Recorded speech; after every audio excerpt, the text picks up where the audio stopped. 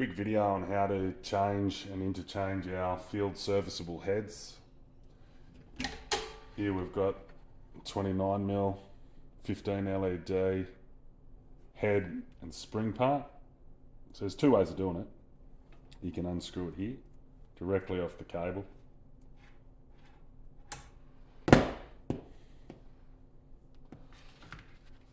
in this instance, same camera, we'll throw on the 21mm head, 12 LEDs. It's just a matter of, you've got that little O-ring in there, screwing it on, making sure that that O-ring's nicely sealed when you do it up, she's tight. Bang. We can be now going between 300mm and 90mm pipe just by interchanging those. The other way of doing it, if you didn't want to change the spring part,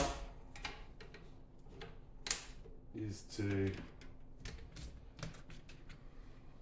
change the camera head. So it just screws off from the spring part here, pops off.